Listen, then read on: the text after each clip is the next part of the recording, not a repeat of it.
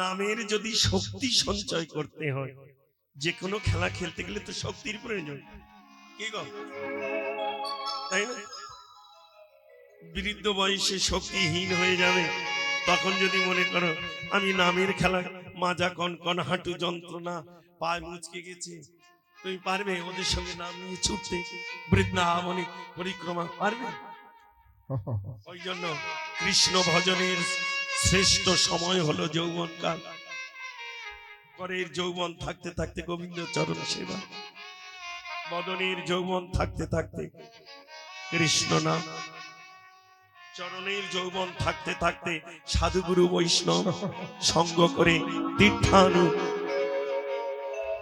ভ্রমণ করে না। ভ্রমণ করলে ভগবান পাওয়া যায় কি জানি না, তবে ভ্রমণ করলে মনুষ্য জনমের যে ভ্রমগুলো চেপে আছে, আমার আমিত্ব বিষয় বৈভব, এই ভ্রমগুলো দূরীভূত হয়ে একটা ভিতর থেকে শ্রদ্ধা ভক্তি জেগে উঠতে পারে। তবে সবার সঙ্গে ভ্রমণ করলে হবে না। যে শাড়ির ব্যবসায়ী আসতে, তার সঙ্গে যদি বৃন্দাবনে যাও, সে চিন্তা করবে তাঁতের শাড়ি আমি এখানে ডেলিভারি দেবো, কত লাভ হবে দেখা যাক, কারণ সে তো ব্যবসায়ী, ব্যবসার ফাঁদ। কিন্তু ভক্তের সঙ্গে যদি বৃন্দাবনে যাও, ভক্ত তোমায় দেখিয়ে দেবে এখানে সরগোস্বামী, এইখানে রূপ সনাতনের ভজন, এই সেই গিরি গোবর্ধন, এই সেই রাধা কুণ্ড, এই সেই শ্যামকুণ্ড।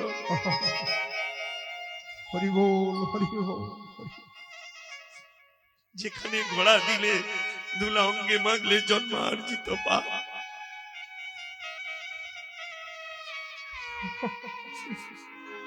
রাধে রাধে মা, হরে কৃষ্ণ হরি বল। একটা জিনিস বলে যাই মা, প্রকৃত সাধুর সঙ্গে গেলে, ভক্তের সঙ্গে থাকলে হাজার বিপদ এলেও সে দূরে চলে যায়। ডক্টর মহানামব্রত ব্রহ্মচারী টিকাতে আছে, একটা যাত্রী বোঝাই বাস বৃন্দাবনে যাচ্ছে, যেতে যেতে এত বাজ পড়ছে, বর্জ্যঘাট পড়ছে, যে বাসে ড্রাইভার আর বাস চালাতে পারছে না, এত ভয় লাগছে যদি বাসে পড়ে সবাই মারা যাবে। এখন ঠিক করলো, বাস ড্রাইভার বলল, বা যিনি বাস ছেড়েছে সেই লোক বলল, মনে হয় আমাদের মধ্যে কেউ পাপী আছে, কেউ পাপী আছে, যার পাপের কারণেই সব যাত্রী মরবে। ওর থেকে এক কাজ করি, গাড়িটা আমি এখানে দাঁড় করিয়ে দিই, একজন একজন করে ওই বট গাছটা ছুঁয়ে আবার এখানে চলে আসবে। যে পাপ করেছে, যার মাথায় বাজ পড়ার দরকার পড়বে, কারণ নেমে গেলেই অনেকে বলে হ্যাঁ দেখা যাবে, অনেকে বলে না আমি নামবো না। এই শুরু হলো। এখন এক এক করে সবাই গেল আর এলো, গেল আর এলো, সাধু একাই পিছনে বসে। সবাই বলে সাধু নাম, সাধু বলে না আমি নামবো না। বলে এই অরিজিনাল পাপী, এই পাপ করেছে। কি বলো, পাপ যদি এ না করবে তাহলে আমরা সবাই গেলাম এলাম, আমাদের বাজ পড়লো না, তোর ভয় কেন? সাধু বললো রে, ভয় আমার নয়, ভয় তোদের নিয়ে আমার হয়, কারণ সাধু কোনোদিন নিজের কথা ভাবে না। এই দেশকে রক্ষা করছে দুজন মা, একজন সাধক মনি ঋষি মহর্ষি, যারা নিজের সুখ ঐশ্বর্য ত্যাগ করে যোগের ঘরে বসে জগৎ শান্তির জন্য ভগবানকে আরাধনা করছে। আর একজন হলো মিলিটারি, যারা দিন রাত দাঁড়িয়ে বর্ডার এলাকায় ভারত মাকে রক্ষার জন্য নিজের প্রাণটাকে উৎসর্গ করে দিয়ে রেখেছে। এক পলকের মধ্যে তার মৃত্যু আসতেও পারে, সে বরণও করতে পারে, কিন্তু তবু ভারত মাকে কষ্ট দিতে পারে। রাধে রাধে বাবা। অনেকে বলতে পারো মিলিটারিরা মাইনে পায় না, পয়সা পায়, ওর থেকে ডোম তো আরো পয়সা পায়। ডোম একজনের চেম্বার পরিষ্কার করলে কত টাকা ভাবছো মা? রাগ করিস না, বিনয় বাদল ক্ষুদিরাম দীনেশ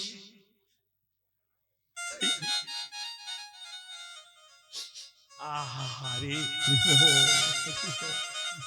সাধুকে জোর করে মারতে মারতে টানতে টানতে গাড়ি থেকে নামিয়ে দিল। এবার সাধু বলল, হরি তুমি রক্ষা করো। ছুটে গেল, বট গাছটাকে স্পর্শ করে ফিরবে, আর এমন সময় গাড়িতেই বাজ পড়ে গেল।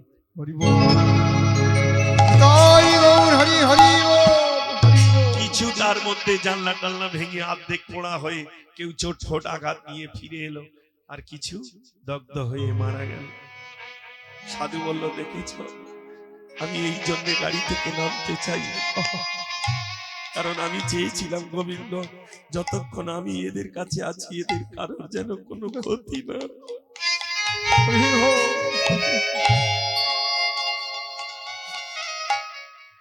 যদি আঘাত দিতে হয় তুমি আমাকে দাও। আর ভগবান জানে সবাইকে কষ্ট দুঃখ আঘাত দেওয়া যায়, কিন্তু ভক্তকে সে কোনোদিন আঘাত কষ্ট দিতে চায় না।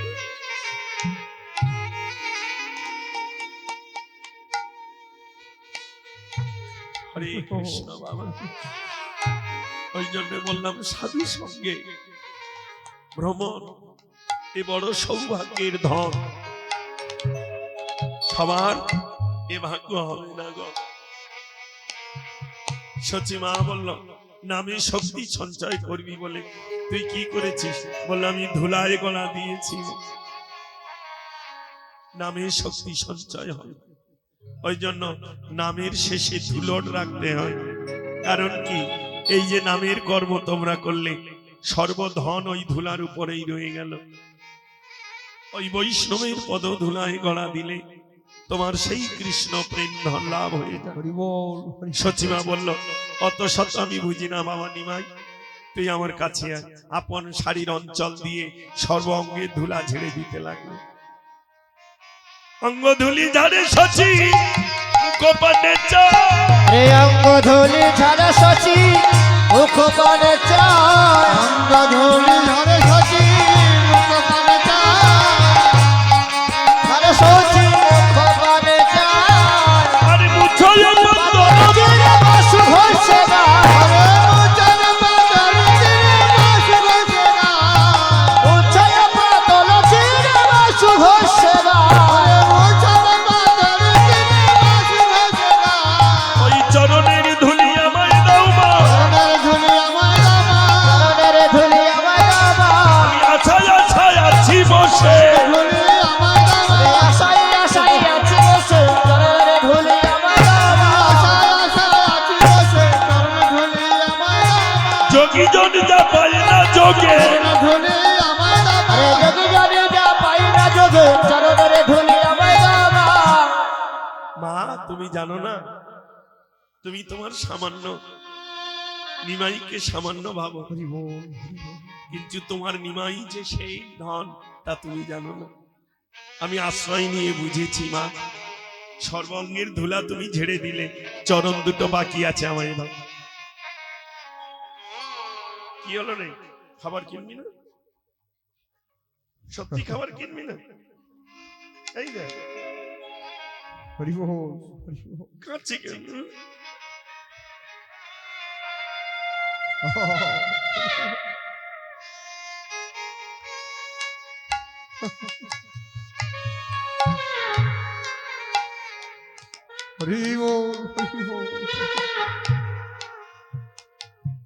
ভালো গো, এইটুকু বয়সে ওর অন্তত এইটুকু হয়েছে যে কোথায় গিয়ে মাথা নিচু করে দাঁড়াতে। উঁচু যদি হতে চাও নিচু হও আগে, রাগ করিস নি মা। বাসু ঘোষ বলল, মা সর্বধুলা তুমি ঝেড়ে দিলে, চরণ দুটি আমার, ধুলা নিয়ে কি করবি বল মা, তুমি জানবে না। আরে বল, জানি বললো তো মা, বল কি করবি, ধুলায় আবার কি হয়? বললো, মা শুনবে, আমি অঙ্গে মাগবো শীতল হব, অঙ্গে মাগবো শীতল হব, অঙ্গে মাগবো শীতল হব, অঙ্গে মাগবো শীতল হব, শীতল হব, অঙ্গে শীতল হব আমার কেতাব জ্বালা জুড়াইব অঙ্গে মাগো শীতল হব কেতাব জ্বালা জুড়াইব অঙ্গে মাগো শীতল হব কেতাব জ্বালা জুড়াইব অঙ্গে মাগো শীতল হব কেতাব জ্বালা জুড়াইব অঙ্গে মাগো শীতল হব। আচ্ছা তাই যদি হবে তাহলে ভগবান তো দুটো কর দিয়েছে, হাত দিয়েছে, তার চরণ থেকে ধুলাটা নিয়ে অঙ্গে মারতে পারতিস। বসন পাতলি কেন? বসনটা এমনি করে পেতে রেখে বলছিস মা আমায় দাও, তাহলে কাপড়ের উপরে ধুলা দিয়ে লাভটা কি? কাপড়টাতেই নষ্ট হবে। ওমা তুমি শুধু এটা দেখলে আর ওটা দেখলে। বসনে করে নিয়ে না আমি তো মাখবই, আবার রেখে দেবো কোথায় জানো? আমার বংশকুলে। যারাই আসবে তারাই পাবে, যারাই আসবে তারাই পাবে, যারাই আসবে তারাই পাবে, যারাই আসবে তারা পাবে, যারাই আসবে তারাই পাবে, যারাই আসবে তারা পাবে। পতিত বাবুটির চরণ ধুলি যারাই আসবে তারাই পাবে, তাদের চরণ ধুলি যারাই আসবে তারাই পাবে, পতিত বাবুর চরণ ধুলি যারাই আসবে তারাই পাবে, পতিত বাবুটির চরণ ধুলি তাদের বংশ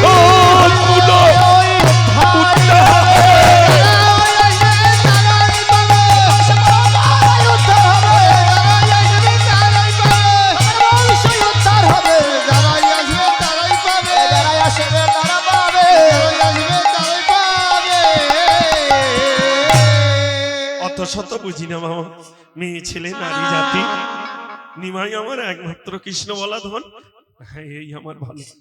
মা সচিরানী তাড়াতাড়ি বললো দে নিমাই দিয়ে দে, তাড়াতাড়ি দিলেন চরণটা মারিয়ে। বাসী ঘোষ বললো প্রভু তুমি দিলে, বললো দিতাম না। যোগী বন্দিত চরণ মণি ধ্যানাতীত চরণ, যোগী ঋষি মহর্ষি দেবর্ষি যা পায় না তা তুমি পেলে কেন জানো? তুমি আমার চরণ আশ্রয় না করে তুমি আশ্রয় করেছো আমার মায়ের চরণ।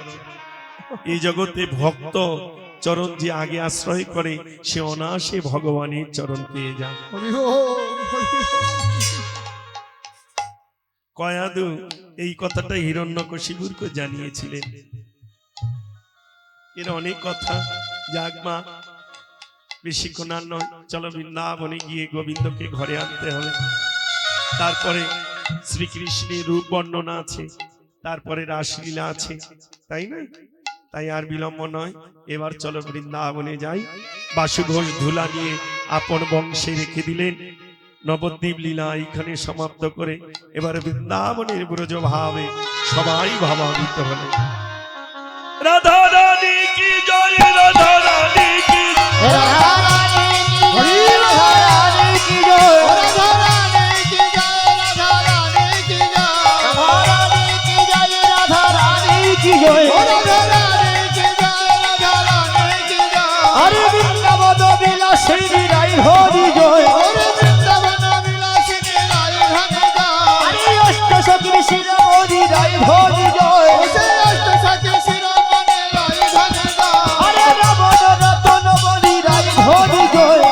কীর্তিদা জঠর খনি রাইব নির্জয়,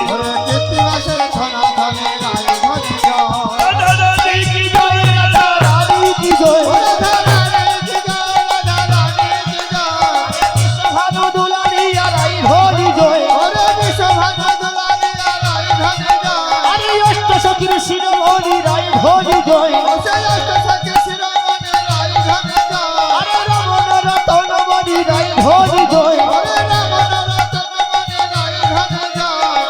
জয় জয় রাধা রানী কি জয়, রাধা রানী কি জয়, রাধা রানী কি জয়, রাধা রানী কি জয়, রাধা রানী কি জয়, রাধা রানী কি জয়, রাধা রানী কি জয়, রাধা রানী কি জয়, আরে জয় জয় জয় রাধা রানী কি জয়,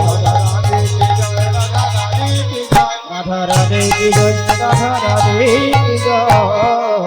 পালো জন করো সিদা,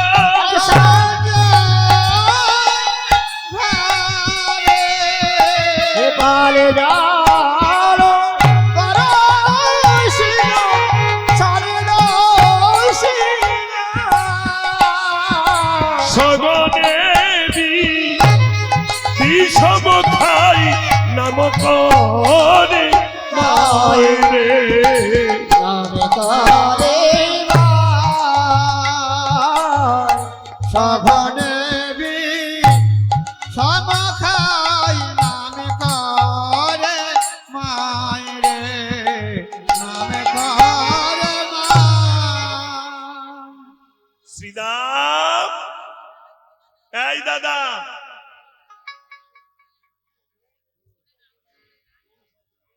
এই শ্রীদাম, কি করছো মা ওখানে? এই শ্রীদাম,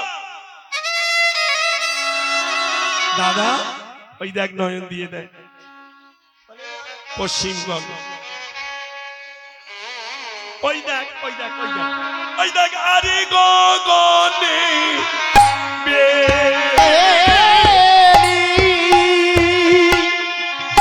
ও বেলি নাই ঘরে যেতে হবে আরে গগনে